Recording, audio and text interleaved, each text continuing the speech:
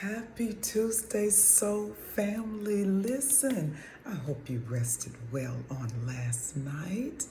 All right. I hope you got up this morning speaking over yourself. All right. Speaking over your day. You know your words have power.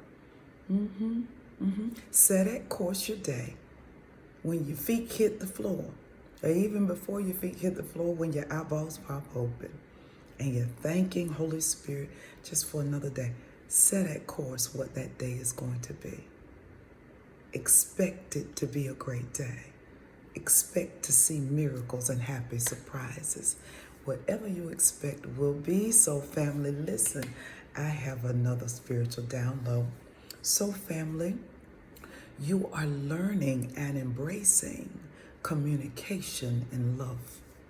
Okay, loving communication. All right, this is different than what we are used to, because in the last era we had a lot of hard communications.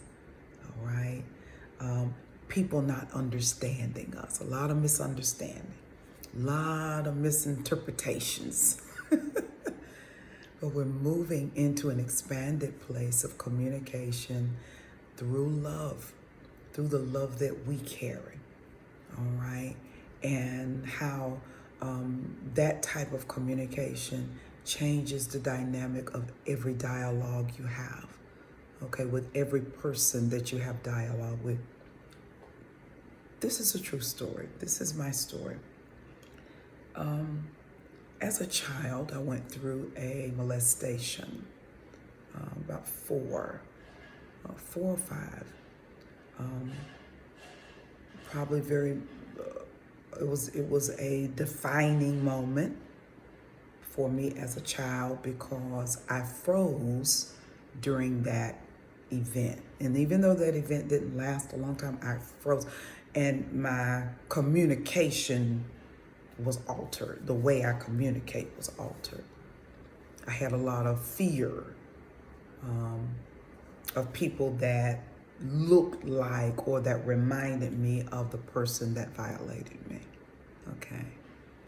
As I grew in thinking, I would be okay growing up, and I kind of began to forget and suppress that event. And I was in an environment, a home environment, that wasn't as healthy as it needed to be. So again, my voice is suppressed, because at that point I'm just doing what I'm told.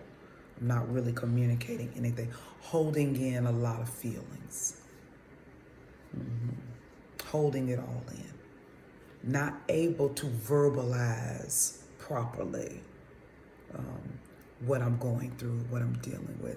So as an adult, okay, I had grown into an adult that really did not know how to communicate as well as I should.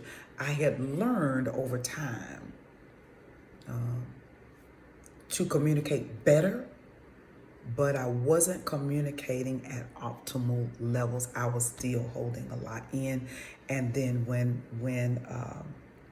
I had too much, it was like a pressure cooker. It was an explosion communication. Honey, I will get you for the old and the new. When I was done with you, you was broke all up. And that was my mode of communicating. But there was a why to why I communicated like that.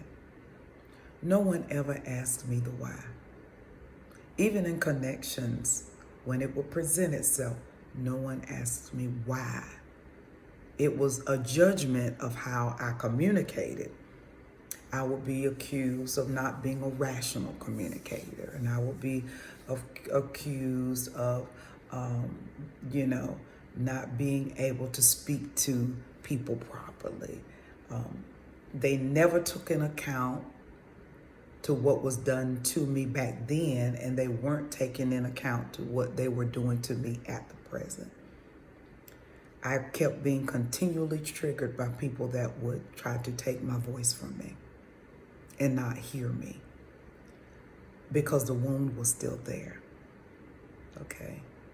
I kept being continually antagonized, I would say, by people that will say, oh, you just need to learn how to. Now, these are people that really didn't communicate well themselves, but it was a judgment upon me. Well, now let's move up to this new era.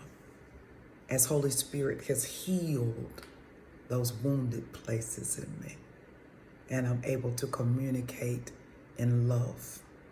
All right, loving communication. I'm understanding that the individual that I may be communicating with may have something that is still bleeding or that is still hurting. And I'm intuitively tuning in. As I am getting my words, I am preparing my words consciously. I'm consciously preparing my words. I'm not just impulsively saying something or assuming something or judging someone by their behaviors or their actions. I'm looking at the why. I'm communicating in love. All right. And when you communicate in love, it melts the hardness of conversations. When you think before you speak, before you make a judgment call, all right, on what you feel is the person's issue, okay? Thank you, Holy Spirit. You're seeing intuitively the why. And it helps you to stay in a space of love because your perspective changes when you realize the root of why a person is the way they is or why they do what they do. Okay? So you might see a smiling face all the time, but you don't know what that person has gone through. All right? You don't know what they're continually going through. So communicate. So family, in love, that's where we are right now. Communication through our love, because love is healing.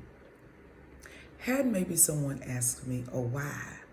Because this is the era we're in now. We're connecting with the people that are going to say, why do you feel this way? Why do you feel you need to react this way? Did something happen? It's going to open you up to share probably some of your most darkest secrets, because you're going to be trusting that the person across from you isn't judging you. They're caring enough to ask why and what can I do to assist, because they can't take it away. They can't make you do your work, but they can be supportive while you walk through that healing process, okay? So family, we're learning communication and love. We're embracing that expansion in conscious communication because we are chosen and we always do things differently. I'll see you on the next download.